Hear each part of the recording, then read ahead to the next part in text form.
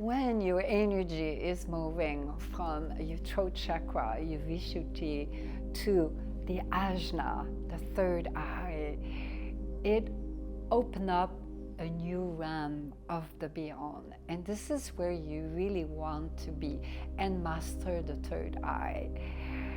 And it could take a whole lifetime, many lifetimes for most people. And so this is the beginning where the veil of illusion is broken. The ego personality is gone, or for most, almost gone. It opened up a new dimension, and like you have never experienced before.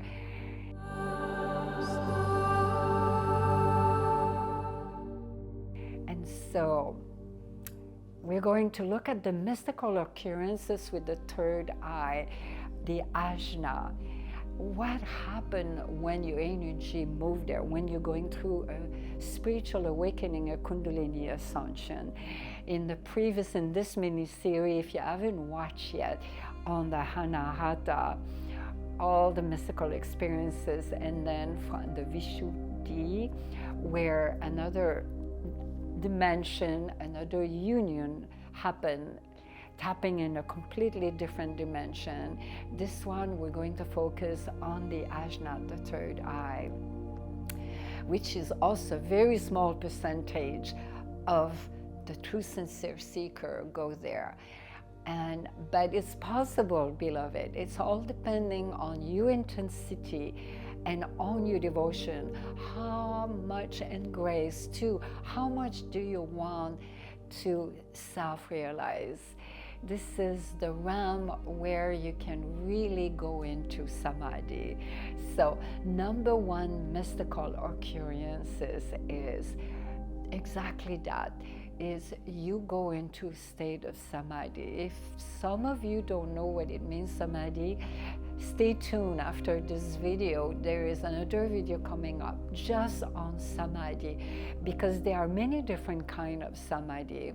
But just to say very briefly, Samadhi is just a state of complete equanimity, where you go into nothingness, a state of no mind.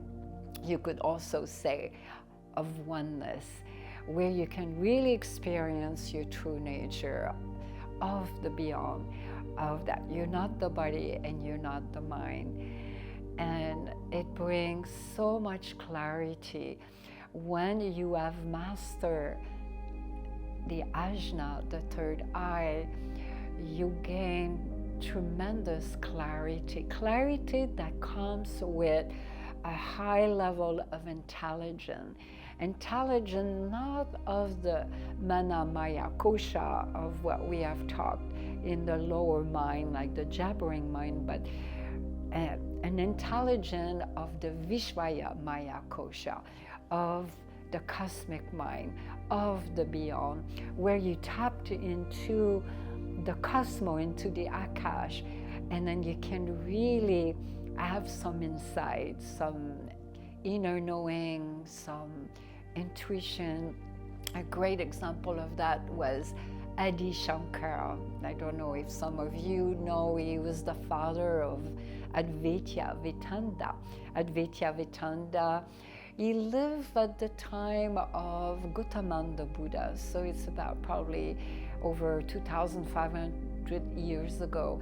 And he really had mastered the Ajna. He had such a phenomenal intelligence, because it's not intelligence of the human mind, it's of the cosmic mind. And so that is number one mystical occurrences. All different kind of Samadhi, like Swaja Samadhi, Nirvikalpa Samadhi, so many. So watch that video because it's so insightful. Number two mystical occurrences is seeing lights, all kind of different lights, especially the blue pearl light, which I have talked about in different set song. I talk in depth in Becoming the Light. Inner Journey Mastery Program and Radiating the Light. The blue pearl, I call it the blue flame. The blue pearl is the divine, pure consciousness light of our Creator. And it's a packed seed that we hold within our own being that contain the whole cosmos, all the ascended master, deity, everything is in the pure divine light of consciousness. So many ascended masters have talked about the blue pearl, and this was kept esoterically, but over the ages, more and more within the yogic tradition, especially in the Nat lineage and the Siddha lineage. Muktananda was one. Swami Muktananda talked about that in depth, to experience the blue light. But one important observation I would make, not only with my being, but also with what I've seen in my entourage, is when the energy is moving from the Vishuddhi to the Ajna, the spontaneous kriya have ceased, meaning you don't experience them anymore.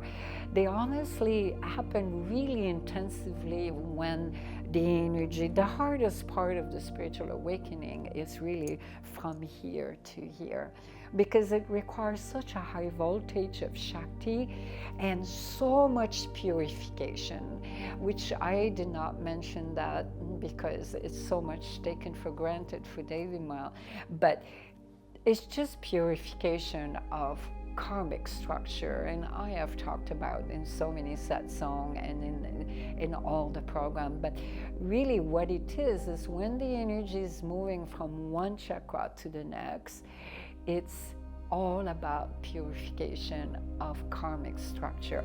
All the impression, the samskara, which are impression, the vasana. Remember, some of you remember, karmic impression become tendency to become sadhana. So Mahashakti, what we say, the primordial energy, knows best what it is for purification. So when the energy moves from the from the Vishuddhi to the Ajna, you become still. The spontaneous kriya have phased out. This is where, because you have to be still, when you go in Samadhi, you are, especially in Nirvakalpa Samadhi, where your eyes are closed, you're completely into a deep state of stillness. So that phase, all the spontaneous kriya have pretty much gone, except maybe like a Bhava Samadhi, like I have experienced and still do often in Bhava Samadhi. That is in the video coming up. But it brings a deep sense of inner knowing and clarity, a high intelligence of the Vishvaya Maya Kosha, of the cosmic mind, and then the light, the blue light. You can see the blue light. When I saw the blue light, the blue pearl actually it's been called, I was in a very intense process with my former master, and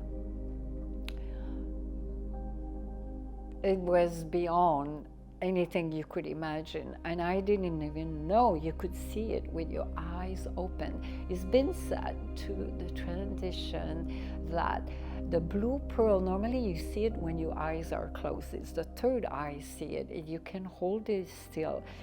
And it really is a benchmark where you say you have made progress on the spiritual path. You have realized and attained. But the danger often with people in sadhika, they get addicted to spiritual and mystical experiences. So the warning, just don't pay attention. For this one, I've never paid attention. It came, it goes, they're there, they're not there. It doesn't matter. you don't pay attention to those things. Just promise, Devi Ma, that we talk about it, we bring the awareness. All of this is just to bring the awareness of how incredibly powerful is the human being, that we are divine. So you know what is our full potential. And so when you hear, let it come here and let it go out. But the blue pearl is very significant in terms of self-realization. And when I saw it, I was with my guru in those days, and it required incredible, intense devotion and incredible intensity. And I was in a complete samadhi, and I was just looking at him, and I just sighed above his head with my eyes open, and my mind had no thoughts, what we call in a non-state mind, completely still into Swaja Samadhi. And I held it right there. And it was this beautiful, ethereal, electrical blue light, very small. It was like a pearl. And it was so intense. It's so magnificent. It's a light that is ethereal and of the beyond, like you have never seen. So many other lights you can see when your Ajna is very active, and when you're in state of Samadhi, meaning that where your brain wave can be completely in Theta or Delta. You're tapping into the collective consciousness, where you are in nothingness, or you could say in oneness. And another light, when I was a little girl, you up for a little star, another little star. I did not know that in those days. I was a little girl, and I never told my parents or anyone in my family, no friends. I always kept it for a secret. Even in my book, in Becoming the Light, I didn't even share this experience. But today, I think it's time to share it. And maybe some of you have ever experienced that. But I would sit in bed and I would see this kind of buzzing. It was not a light, but it was like a buzzing. Something was like little percolating things. And I would go into a state, and looking at it, it would come and closer. As it would get closer, it formed like an eye of a tiger. Like it had orange, yellow, white, brown, and blue. I called it the eye of the tiger. All through those decades, I saw it until I became an adult. And actually in a young adult, then it stopped. And I would hold it, and I would get into a state of Samadhi, which I didn't even know what it was. And it would come. It was with my eyes open. It would come. And it would come, and then it formed that eye of a tiger, and it would just come and penetrate my being. And I was fascinated by it. But the point of this, beloved, is, okay, I think I was late adolescent when it stopped happening. And then when I went through furious Kundalini ascension, and my energy, finally, my third eye opened up, and I mastered and stabilized myself there, then that same experience of the eye of a tiger, for lack of better word, what I call in those days, just came, but with my eyes open. And I would not see this whole thing, but the whole thing would come, and it would just move and penetrate. It's almost like if it engulfing you. It's a powerful, mystical occurrences of the light. But again, they come and they go, no attachment to it. It is what it is. What really matters is that you find that stillness within your being. And then you find that ecstasy within you, blissful nature in you. you're bursting out with exuberance for life and divine love, and you embrace everyone as the divine. That is the true success on the spiritual path. Don't you agree? All those mystical experiences, is good to know they're there and they exist, but you heard it and you let it go, so it doesn't become an obstacle in developing CD or the spiritual. Doesn't matter. So number 3 mystical occurrences is when your energy move from the Ajna, what we call the crown chakra, which is the 1,000 lotus petal. I have experienced that by the grace of the Ascended Master and my unfolding the grace of our Creator and my former master in those days, is complete madness, intoxication like you have no idea. You can't live there. No one's, first of all, let me backtrack. Only 0.0001% of the population can experience that or will ever experience that, because this is an attainment where most sincere seeker get a glimpse of it. Maybe not even. It's rare. Let's put it that way. It's very rare, because that kind of intoxication and such a bliss, it's not even a bliss, it's complete madness, ecstasy. You can't even walk. I remember when it happened to my being, my legs were like a pillow. It was like I was rolling and I was in complete madness, ecstasy. I couldn't function. You can't function. And a famous saint throughout the yogic lore, some of you have heard of Ramakrishna. He's known for that.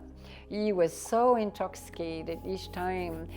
He loved Kali. Each time Kali came to him, he would go in complete ecstasy, meaning his energy was going into his Sahasrara, the crown chakra, which is right above our head. It's not even, we have 114 chakras, so he is the last one, about maybe a couple of inches above your head. And when it starts spinning, this is where you can't function there, beloved. So it's not an area, a system of energy where you can abide and master, because you could tap it, it's possible, and experience it and drink from Amrita. Amrita means divine bliss, you could say, or pure and elixir of the divine, which drops from the pineal gland. And it's all within us. Of course, everyone can experience it, as any human, but the question is, are you disciplined? Do you have that intensity? Do you have that devotion? You're talking about a completely different realm. And when you start going too often into your energy, too often into the Sahasrara, then it's very hard to stay in the physical body. Normally, you will leave. It's not a place where you can function there. It's wonderful to know we have that within our being. I have experienced it many times, and but how can you function if you're completely drunk all the time? For a true sincere seeker, the best place to be is to have your energy and master the Ajna, the third eye. If you're seeking enlightenment and self-realization to establish yourself there, then the Ajna is where you want to really experience stillness, clarity, the inner knowing of our Creator, and establish yourself there. But when your energy is in the crown chakra, the idea is to have this blissfulness, that glimpse of ecstasy always within you, and still maintain the discernment of the mind, the right concoction of the two, empower you to be out in the world and be active and create the world we want. Because just imagine if most yogi were their all energy would be into the Sahasrara. Even if it was 10% of the population, we would not function well in this world. We need yogi and yogini out in the world, and we can co-create together a beautiful world for all living beings. Wouldn't you agree, beloved? Let's radiate the light together, because it's what's needed, really needed right now on our planet. So we need you. So if you have any questions, because it's a long subject, and I feel like I'm bombarding you with so much spiritual knowledge and wisdom, feel free to write comments, ask your question, and email, and you can reach out. Devi Ma is here, and share this video with your friends and family, because some of them, it's important to demystify what it is and knowing what is the full potential of a human being, because it's phenomenal to be a human being. And probably more than 99.99% of the population don't even know what is our full potential as a human being. Wouldn't you agree it's pretty phenomenal? And it's within you. So the blue pearl is there. Devi Ma called it the blue flame. And I talk about that more in our next upcoming, we're going to launch this phenomenal program we're so excited about, the alchemy of divine manifestation. And I talk more in depth about the blue flame. I call it the blue flame because it's the eternal flame of our Creator, and it's right here and is burning within our own being. And come reach out to Devi Ma. I'm here for you.